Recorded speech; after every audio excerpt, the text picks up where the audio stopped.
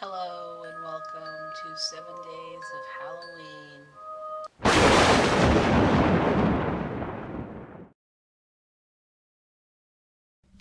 Hi everyone, it's Monica and welcome back to day 7 of our 7 days of Halloween. Well, I hope you've really enjoyed this week because I know I have. And I wanted to do something special for the last day. Many of you know that I am obviously a crafter and I love Tim Holtz, but I'm also a digital creator and I work with Photoshop to create fun items. I created a shell for this project because I wanted to create some insane asylum identification checks for the Bloomingdale Insane Asylum, and that actually is a real insane asylum in New York. So I thought it would be fun to kind of create a shell that had the name and add a couple of lines just to use some of my smaller stamps. Now, initially when I started, I wanted to use my Tim Holtz stamps and the identification check was just a little bit too big. So what I ended up doing is I modified my digital, where two of them on top have less space on the top of the identification card, and then I have more space in the bottom one. And the reason I'm telling you this is because I am going to offer up this shell in a freebie.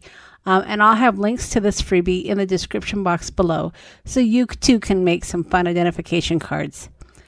Now, the images that I'm using are available in the shop, and they are of some creepy inmates, but I thought they made great images for my identification cards for my insane asylum identification checks. So I also wanted to share with you that if you are really into digital images, I also offer a backstage pass, which is an all-access pass to all of my digitals in the shop. And this is an annual pass where you'll get basically a pass. I'll give you a password and you'll be able to download any digital item in my shop. And I continue to add them, more items every month. So it's not like it's a stagnant database. You will have access to new items as I add them. You also have access to an exclusive Facebook group where I give you behind the scene updates as well as additional information and freebies. And you also get access to all of my classes that I offer throughout the year.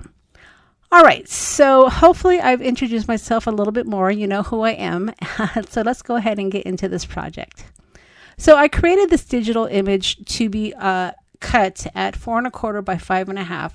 So when you print it out on your cardstock, you can easily cut these at 4¼ and 5½, and you'll get four shells essentially to create your identification cards.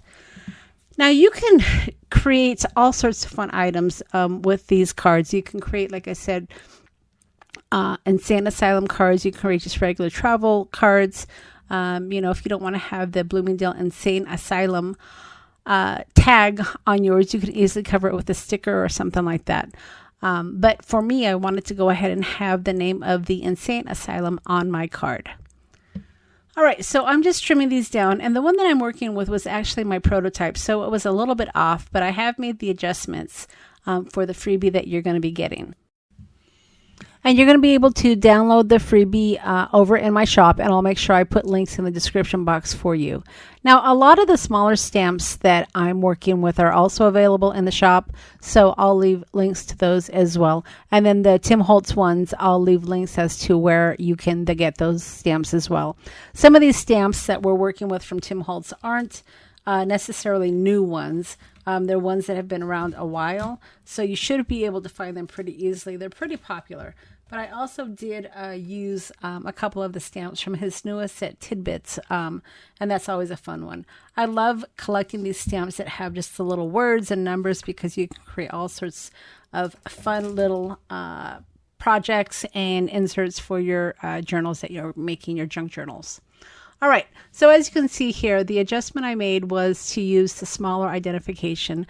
The one from Tim Holtz, like I said, was a little bit too big, and that was the one that said identification check. But I went ahead and I decided to use a smaller stamp from the set that I'm showing you I believe it's on this one right here, but like I said, I'll leave links for you. I have lots of little stamps, and so there's lots of choices, and I decided to speed up the video because I thought we would be here until Halloween had I just left it at real speed, because as you can see, there are choices to be made, especially when you have a lot of little stamps. You can do different combinations to make your identification cards just a little bit unique and different. You can change up the numbers, you can change up the names, just lots and lots of variables to change up your cards. Now remember, I did size these to be 4 1/4 by 5 1/2, so you can easily turn these into a card if you want to. In fact, I might do that on one of my lives in the future, but that was intentional, so that way you don't just necessarily have inserts. I know that a lot of us don't necessarily make junk journals, and we are just card makers, so I wanted to make sure I sized it specifically for card making as well. Now, one of the stamp sets that I have has this little signature with a line, and I thought this was really fun because you can stamp a name on it, but you don't necessarily have to put the signature stamp there. If you wanted to put the signature right under the photograph, that would look good as well, or even just a big number under the photograph, I think would be really great as well. So once I have the frame of the identification card, it was time to figure out what I was going to do with that big space on the right side. Now I could have put maybe an address, I could have put maybe a picture, but ultimately I ended up putting the field label that came from the Tim Holtz set, and it really fit perfectly. I was happy with the choice, but on some of my future cards I'll probably be using some different images. I have several little ones. They look like little invoices that I'll be trying out as well. And of course, I'll have those linked for you in the description box. Okay, so once I had stamped my field label image, now it was time to add some color to this. And for my identification cards, especially ones that are creepy, I love adding reds. Typically, when I am making identification cards, my go-to colors are my black, of course, a red, and also a blue. I did add a touch of blue to these cards, and you'll see that later on in the video, but those typically are the colors that I use. I'm not sure why. I think it's because it reminds me of like a postal color or a postal theme, and of course that gives me another idea for some little identification cards, but that's really why I go to it, because I love those three combinations. All right, so here, as you can see, I'm bringing out a bigger number, and this is from the Tim Holtz set, of course. I could have gone with a smaller number, but I wanted to be a little bit bold, and that's why I decided to use my red ink as well. And as you can see, I'm working with two images here, two sets of cards that I haven't cut yet. But when you actually print out your cards, you're going to get 4 blank templates, so you could easily keep them all together and stamp all 4 of them at the same time, and that way you're not necessarily wasting your time. It's more like an assembly line, and you'll be able to get 4 cards made pretty quickly. Like I said, these little identification cards can take a little bit of time because we're bringing out lots of stamps, and honestly, most of the time that it takes is just making the decision of what stamps to use. But once you make a few, you'll have prototypes, and you can easily copy your design on other future cards with maybe just some smaller alterations.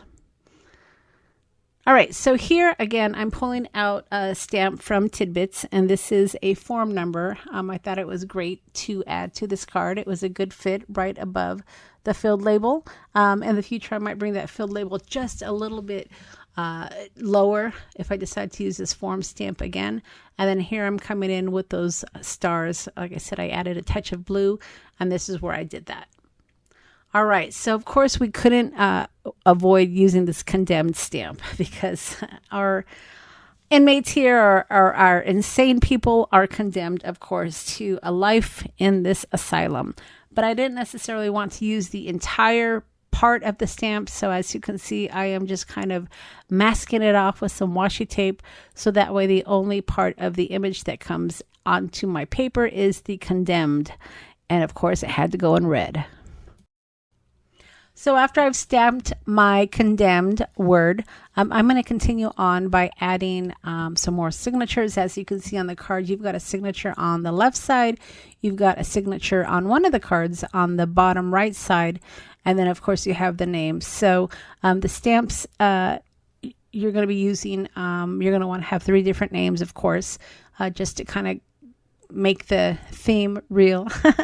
And then I came in again with another Tim Holtz stamp at the top just to do the department. I think it's the department number. But yeah, here I come in with the name stamps just to finish off these cards.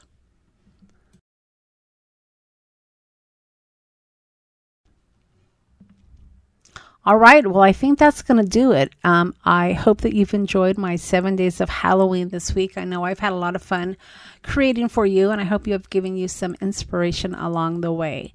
A lot of the stamps and supplies that I use are from previous years, and of course, I always encourage you to use your stash. We have such a small window of opportunity to create for Halloween. So don't forget about the stamps that you've bought in the past. Remember, there was a reason you bought them, so don't let them just stay in their packages year after year. Bring them out and incorporate them into your makes because it really is a lot of fun. Now, don't forget, I am going to be offering a freebie in my description box. So make sure you click the link, which will take you over to the shop and enable you to download the shell for these identification cards. And while you're there, I hope that you check out my shop. I really do have some great items, not only digital images, but I also have craft supplies. I have vintage items, just all sorts of things to get you inspired for your crafting. So as I finish up this tag and I grunge it up with some walnut stain, I will turn on some of my Halloween music, and I hope I see you over on my channel again, and I hope you have a great Halloween.